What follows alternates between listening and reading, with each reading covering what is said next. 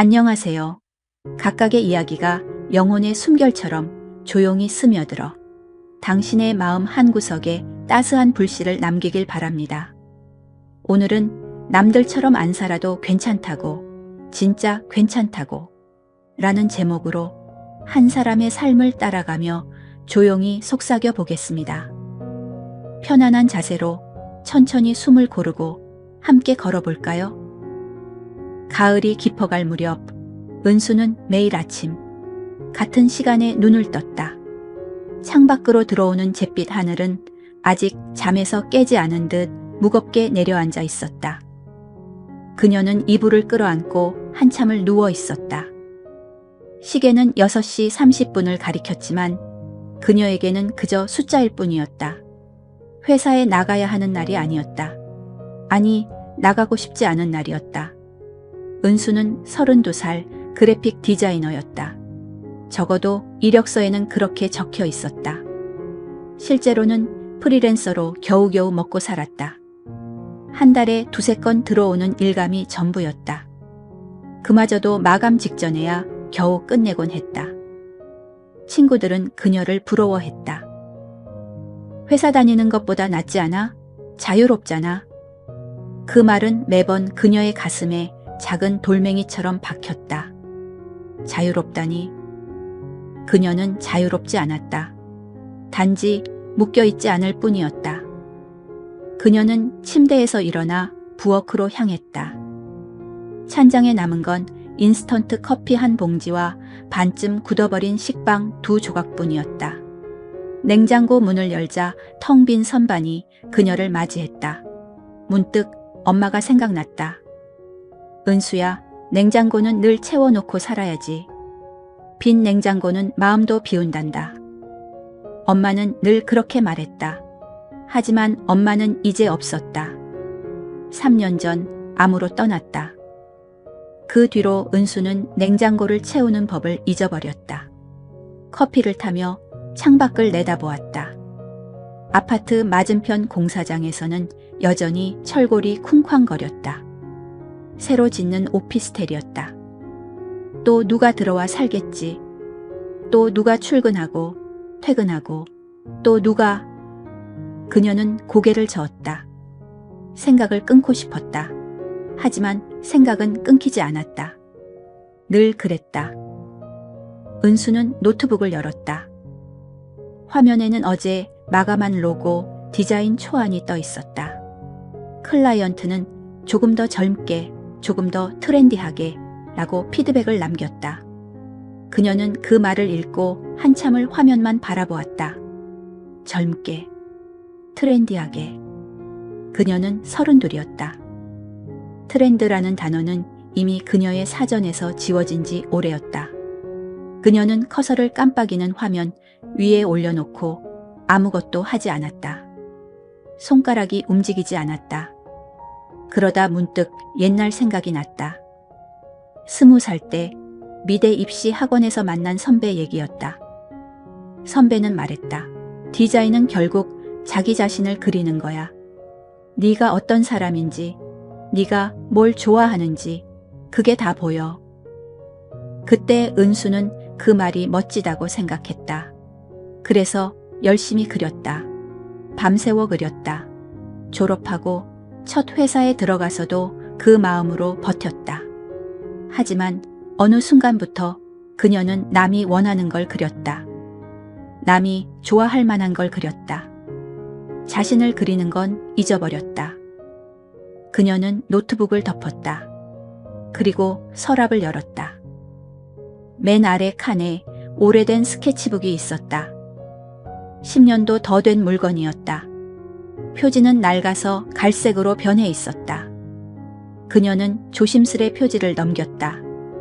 첫 페이지에는 연필로 그린 자화상이 있었다. 20살의 은수였다. 눈이 크고 입꼬리가 살짝 올라가 있었다. 그 밑에 적힌 글씨가 보였다. 나는 내가 좋아하는 걸 그리며 살 거야. 남들처럼 안 살아도 괜찮아. 그 문장을 보는 순간 눈물이 나왔다. 그 문장은 그녀가 쓴 게 아니었다. 엄마가 썼다. 졸업 선물로 스케치북을 주면서 엄마가 몰래 끼워 넣은 메모였다. 그때는 웃으며 넘겼다. 엄마, 너무 오글거려. 하지만 지금 그 문장은 그녀의 가슴을 찔렀다. 은수는 스케치북을 들고 집을 나섰다. 목적지는 없었다. 그냥 걷고 싶었다. 동네 공원으로 향했다. 가을 단풍이 한창이었다. 붉고 노란 잎들이 바람에 흩날렸다.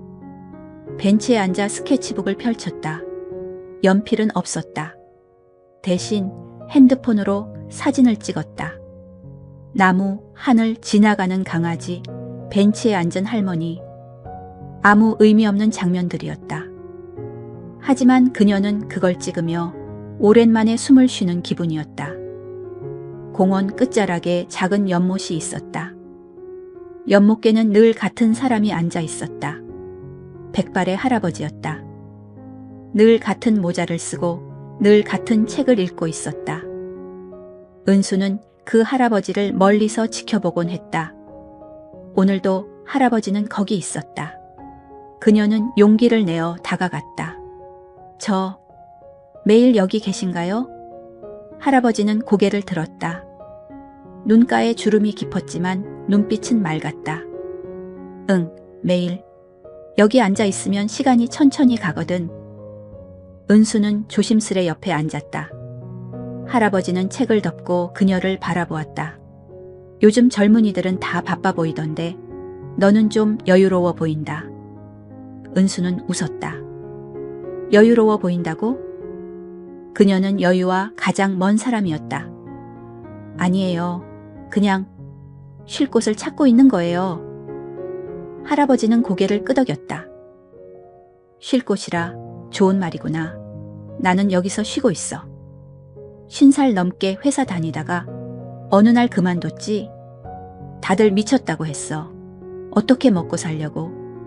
근데 나는 먹고 사는 게 다가 아니더라고. 그냥 이렇게 앉아 있는 게 좋았어. 은수는 할아버지를 바라보았다. 그 말은 그녀가 평생 들어왔던 말과 정반대였다. 먹고 사는 게 다가 아니라고? 그녀는 늘 먹고 사는 게 전부라고 믿었다. 그래서 프리랜서로 버티는 것도 마감을 지키는 것도 다 그게 전부라고 생각했다. 그럼 후회 안 되세요? 할아버지는 하늘을 바라보았다. 구름 한 점 없는 하늘이 푸르렀다. 후회? 가끔은. 돈이 없으면 불편하니까. 근데 후회보다 지금이 더 소중해. 내가 원하는 대로 살고 있으니까. 은수는 아무 말도 하지 못했다. 할아버지는 다시 책을 펼쳤다. 그게 끝이었다. 하지만 그 짧은 대화는 은수의 마음에 작은 씨앗처럼 박혔다. 집에 돌아온 은수는 다시 노트북을 열었다. 하지만 이번에는 클라이언트의 로고가 아니었다. 그녀는 새 파일을 만들었다. 그리고 아무 생각 없이 선을 그었다. 곡선, 직선, 점, 원. 아무 의미 없는 선들이었다. 하지만 그 선을 그리며 그녀는 오랜만에 웃었다. 손이 움직이는 게 좋았다. 머리가 아니라 손이 이끄는 대로. 그날 밤 그녀는 처음으로 클라이언트에게 메일을 보냈다. 죄송합니다. 이번 작업은 진행하기 어렵겠습니다. 제 스타일과 맞지 않는 것 같아요. 전송 버튼을 누르는 순간 가슴이 철렁했다. 한 달 수입의 절반이었다. 하지만 동시에 이상하게 가벼웠다. 마치 무거운 짐을 내려놓은 기분이었다. 그 후로 은수는 일을 줄였다. 대신 매일 공원에 갔다. 할아버지와 가끔 말을 나누었다. 할아버지는 그녀에게 자신의 옛날 이야기를 들려주었다. 회사에서 승진하다가 어느 날 문득 이게 다인가 싶었다는 얘기. 아내가 먼저 세상을 떠난 후 더 이상 남는 게 없다는 걸 알았다는 얘기. 은수는 그 이야기를 들으며 자신의 삶을 돌아보았다. 그녀는 엄마가 남긴 스케치북을 다시 펼쳤다. 그리고 빈 페이지에 그림을 그리기 시작했다. 처음에는 서툴렀다. 손이 떨렸다. 하지만 점점 선이 부드러워졌다. 색이 들어갔다.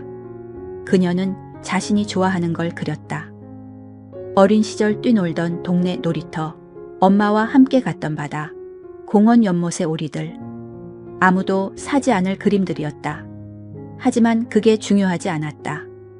어느 날 은수는 용기를 내어 자신의 그림을 인스타그램에 올렸다.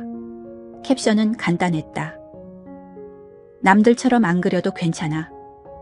첫 반응은 없었다. 하지만 며칠 뒤 한 사람이 댓글을 달았다. 이 그림 마음이 따뜻해지네요. 그리고 또 한 사람. 저도 이렇게 그리고 싶어요. 조금씩 사람들이 모였다. 은수는 놀랐다. 그녀는 그냥 자신이 하고 싶은 걸 했을 뿐이었다.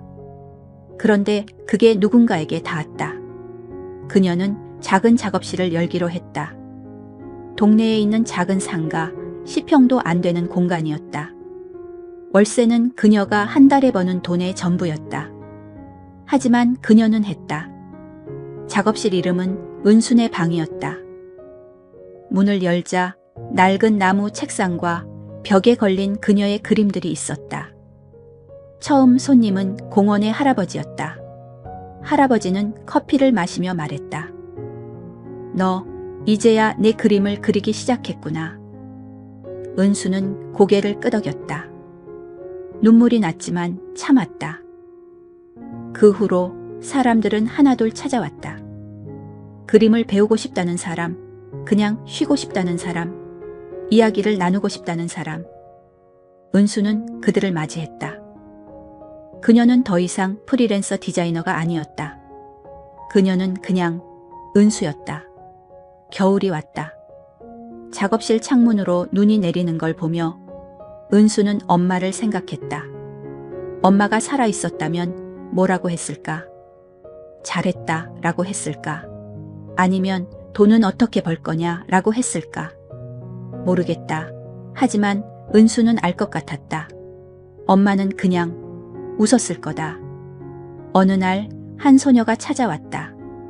16살쯤 되어 보였다. 소녀는 말했다. 저 학교에서 그림 그만두라고 했어요. 미술대학은 돈 많이 든대요. 그냥 일반고 가라고. 은수는 소녀를 바라보았다. 20살의 자신이 떠올랐다. 그때 누군가 이렇게 말해 주었다면 어땠을까? 그만두지 마. 소녀는 눈을 동그랗게 떴다. 네? 그만두지 마. 네가 좋아하는 걸 그만두면 나중에 후회해. 돈은 나중에 벌면 돼. 지금은 네가 하고 싶은 걸 해. 소녀는 한참을 말없이 있다가 고개를 끄덕였다. 그리고 다음 주부터 매주 토요일마다 작업실에 왔다. 은수는 소녀에게 그림을 가르쳤다. 아니, 가르친다고 하기보다는 함께 그렸다. 둘은 나란히 앉아서 각자 그리고 싶은 걸 그렸다. 말없이 음악만 흘렀다. 시간이 흘렀다. 은수는 35이 되었다. 작업실은 여전히 작았다. 돈은 많지 않았다. 하지만 그녀는 행복했다. 매일 아침 눈을 뜨면 창밖으로 보이는 하늘이 다르게 느껴졌다. 공사장은 이미 끝나고 새 오피스텔이 들어섰다. 하지만 그녀는 더 이상 그 건물을 보며 한숨 쉬지 않았다. 그녀는 자신의 창문을 열고 자신의 하늘을 보았다. 어느 날 할아버지가 찾아왔다. 할아버지는 이제 걸음이 느려졌다. 하지만 눈빛은 여전히 맑았다. 은수야, 나 곧 이사 간대. 네? 어디로요? 요양원. 혼자 살기 힘들어져서. 은수는 가슴이 아렸다. 할아버지는 웃었다. 근데 괜찮아. 나는 내가 원하는 대로 살았으니까. 너도 그렇게 살아. 할아버지는 작은 상자를 내밀었다. 안에 들어있는 건 오래된 연필 한 자루였다. 이거 내가 젊었을 때 썼던 거야. 너 주고 싶어서. 은수는 연필을 받아들었다. 나무가 닳아서 반질반질했다. 그녀는 연필을 꼭 쥐었다. 고마워요, 할아버지. 할아버지가 떠난 후 은수는 연필을 책상 위에 올려놓았다. 그리고 다시 그림을 그렸다. 이번에는 할아버지의 초상화였다. 모자를 쓰고 책을 읽는 모습. 그녀는 그 그림을 작업실 벽에 걸었다. 그리고 그 밑에 적었다. 남들처럼 안 살아도 괜찮다고, 진짜 괜찮다고. 그 문장은 이제 그녀의 문장이 되었다. 엄마의 문장이기도 했고 할아버지의 문장이기도 했다. 그리고 이제 작업실을 찾는 모든 사람들의 문장이 되었다. 어느 봄날 은수는 작업실에서 혼자 앉아 있었다. 창밖으로 벚꽃이 흩날렸다. 그녀는 스케치북을 펼쳤다.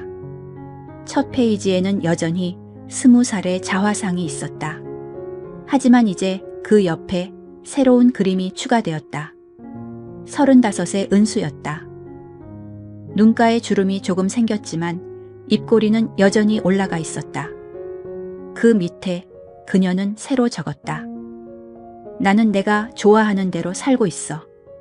그게 전부야. 그녀는 스케치북을 덮고 창밖을 바라보았다. 바람이 불어왔다. 벚꽃 잎이 창문으로 들어와 책상 위에 내려앉았다. 은수는 그 잎을 조심스레 집어들었다. 그리고 웃었다. 남들처럼 안 살아도 진짜 괜찮았다. 이 이야기는 끝이 아니라 시작입니다. 당신의 삶도 당신만의 색으로 칠해도 괜찮습니다. 오늘도 조용히 당신을 응원합니다. 감사합니다.